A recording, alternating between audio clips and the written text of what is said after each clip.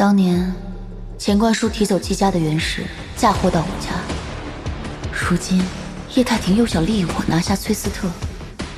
这么多年，这老家伙可真是运筹帷幄。等着瞧吧，好戏才刚刚开场。叶董，宋小姐来了。嘿，芝芝，你今天怎么有空过来了？叔，我最近收了一些好茶，这不想着给您带过来吗？哎呦，你这个孩子怎么这么客气啊？这一次呢，我们合作非常愉快，也真是多亏了您，我才能组建新的团队。咱们是一家人，那合作不是应该的吗？再说了，我们从你那里得到的好的方案，让我们如虎添翼。看来他还没有发现那份方案是假的。叔，哎，其实今天我过来呢，还有一件更重要的事情，想跟您商量一下。哦，你说。我最近呢接触到了崔斯特的高层，我听说崔斯特在这一次选择代理商方面，不只要在财力上面非常的雄厚，而且要在珠宝行业里面有绝对的地位和说服力。所以我在想，如果这一次我们以群星珠宝的名义去参加竞标，会不会更有胜算？哎呀，这群星珠宝最大的股东是你们宋家呀，啊？哎呀，如果我同意你以群星珠宝的身份去竞标，对我有什么好处呢？我给您准备了一份合约，您请过目一下。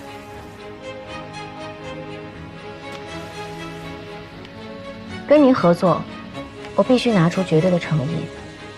我给您准备了群星珠宝4家1线城市的旗舰店，还有就是，我会拿群星珠宝所有剩余的财产作为筹码，为的就是拿下崔斯特这次的代理权。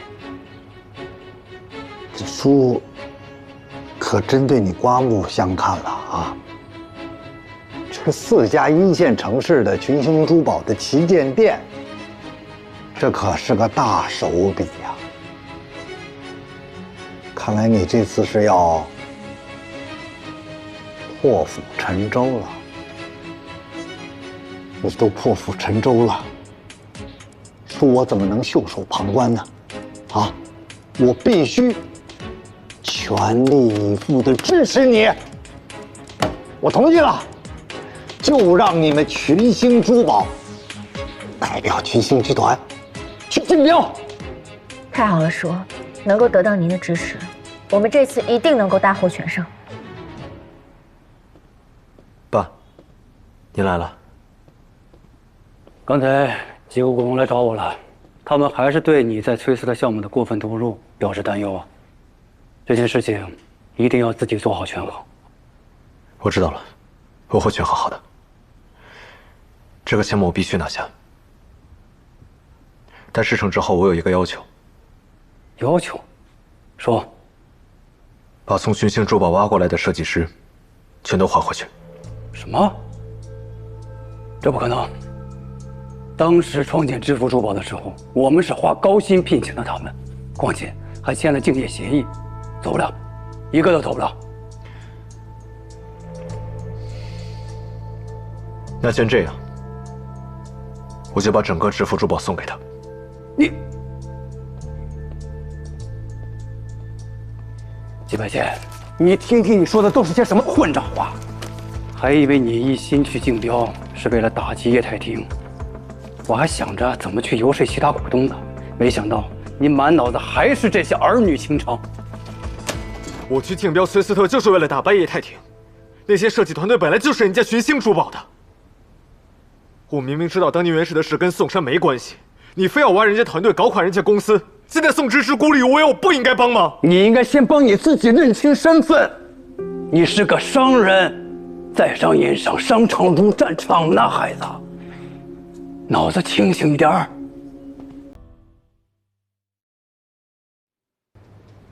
我是来提醒芝芝小心身边的人。这到底是怎么一回事？芝芝，事发突然，稍后我慢慢跟你解释。啊，芝芝啊，这事儿不怪子明啊，这个事情呢，是我让他保密的。子明呢，以后就是我们集团的接班人。这个集团内部的利益纷争你也知道，是不是？我就是先帮他扫清一下障碍。叶董，你可真是运筹帷幄啊！只要这次赢得了崔斯特的代理权，按照我们之前的约定啊，我们大家是双赢。你跟子明，你们从小一起长大，感情深厚。这以后子明接了班啊，我相信你们2个人的合作会风生水起的。您这么说，我还得谢谢您了，是吗？也说到身边人，那要和芝芝结婚的你，才是身边人。你身边人身份的真假，你应该更加关注。你这话什么意思？你不明白我什么意思？那我就大胆直说了，你根本不是季白坚。你顶着季白坚的名头生活了这么多年，所以你到底是谁？今天正好当着所有人的面把话说清楚。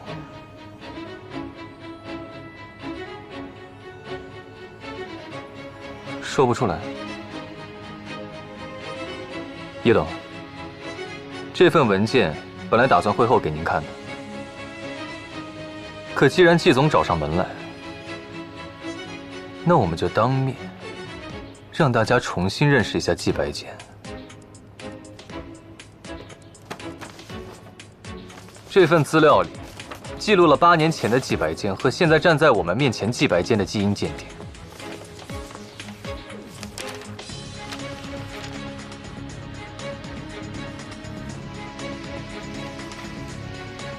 他跟季云雷毫无血缘关系，所以你到底是谁？这可真是匪夷所思。魏子明，这事儿跟你有关系吗？你调查我？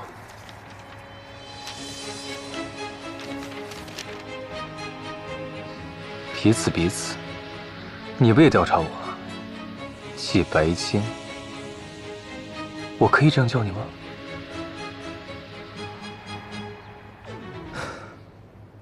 好一个见招拆招啊！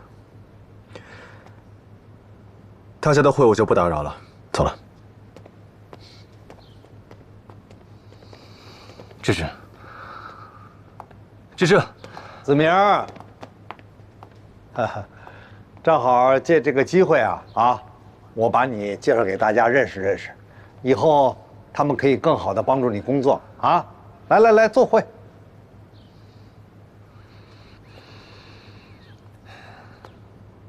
不了吧，这件事情改天再说。今天的会先开到这儿，大家散了吧。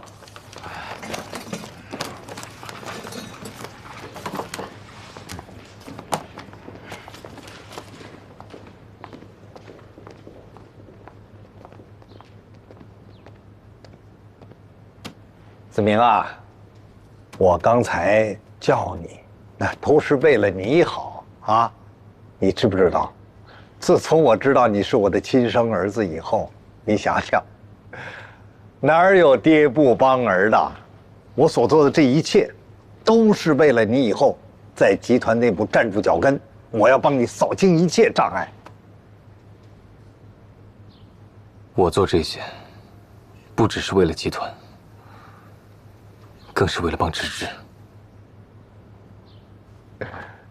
哎呀，你这孩子啊，你有没有听过一句话，叫"成大事者不拘小节"？这男子汉啊，不能总是儿女情长。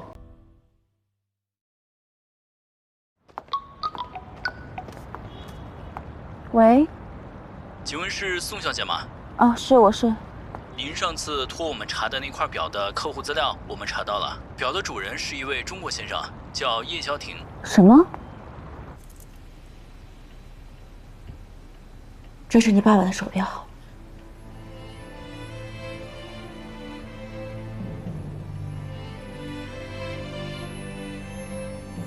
爸，你这块表真好看，喜欢啊？喜欢，我也想要。那你就好好学习，然后爸给你买一块。你从哪儿拿到这块表？是聂文之给我的。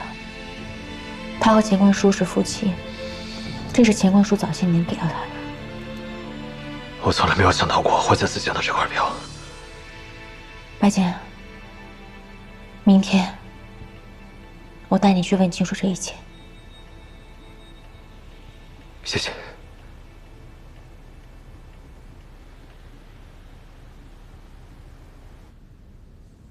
你帮我一个忙。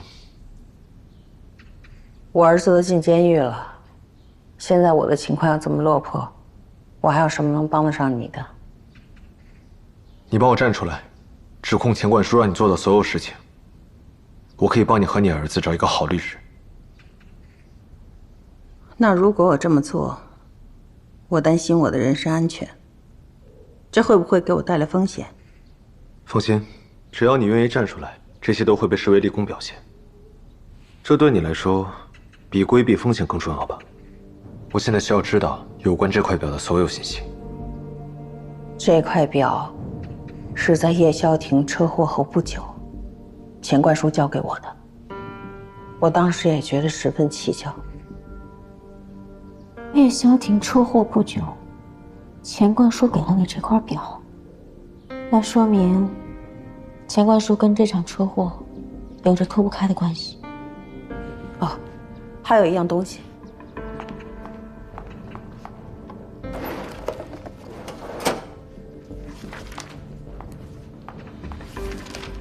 车祸之后的5年，钱冠书让我往这个指定账户汇款，我做了一下记录，几年期间汇款大概有100万人民币左右。有一次我真的很好奇，就查了一下这个户主，结果是一个孤寡的老太太。她说她的儿子因为肇事撞了人出事儿了。她儿子是不是叶萧庭案的自己？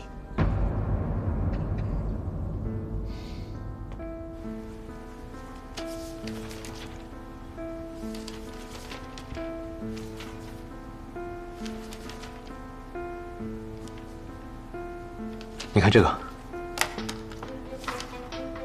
这个银行汇款记录跟聂文之记账本上的转账记录，时间跟金钱都对得上。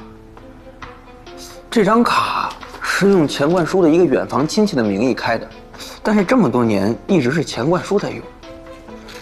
那汇款人是谁？群星集团天使慈善基金会，应该是叶太庭的基金会。看来，在我父母出车祸的5年里，叶太庭一直以基金会的名义给钱冠书汇款，钱冠书再把钱打给聂文之，聂文之再打给凶手的母亲。原来是这样，可以啊，老季。我就说20年前钱冠书哪来那么多钱？看来背后就是叶太庭，这些后续都要交给警方作为证据，还有这个日记本。中间明显撕掉了几页。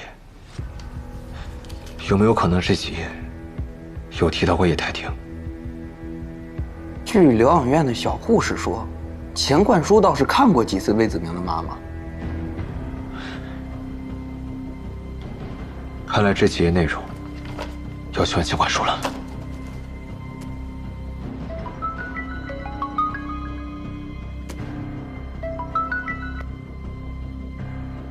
什么事儿？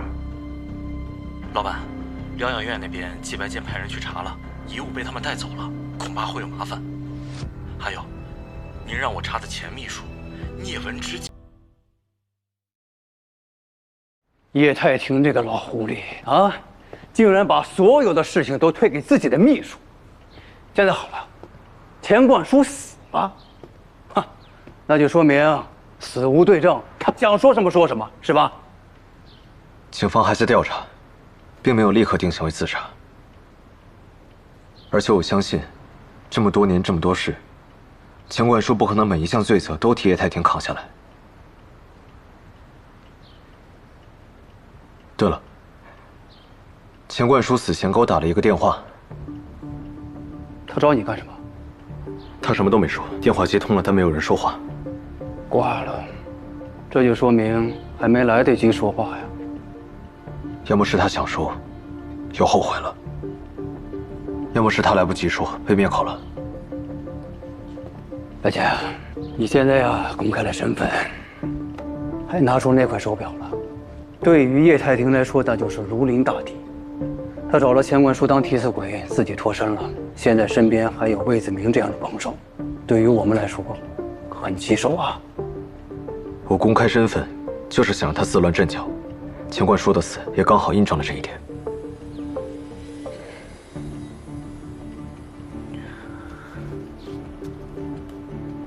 钱冠书还给我发了一个消息。什么消息啊？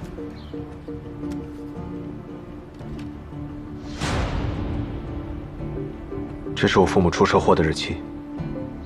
一般人看了可能觉得没什么，但对于我来说太敏感了。收到这条消息的时间是下午1点半整，分秒不差，所以我猜，很有可能是一条定时消息。有没有可能他在赌？如果董事会他没有出现，这条消息就会自动发到我的手机上。这串数字还能代表什么呢？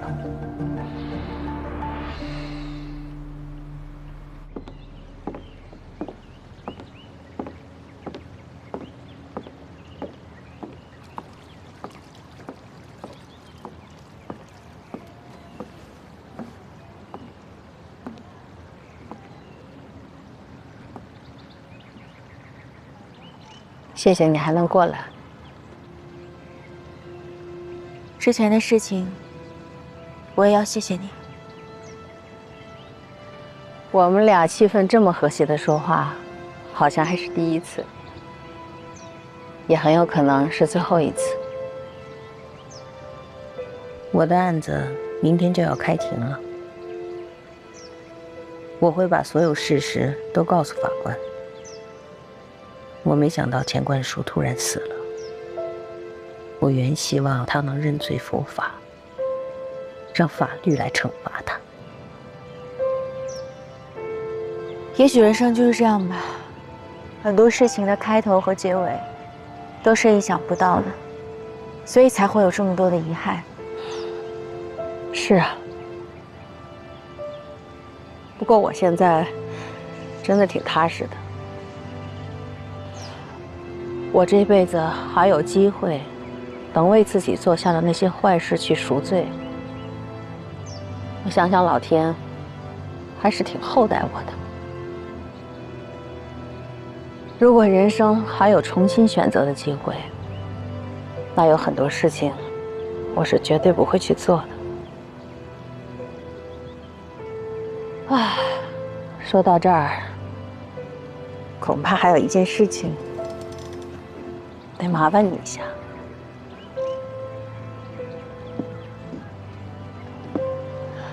麻烦你转告宋珊，我很抱歉，之前是我太利益熏心了，差点害了你爸爸和之言，我真的非常抱歉。其实你爸爸，他对我挺好的。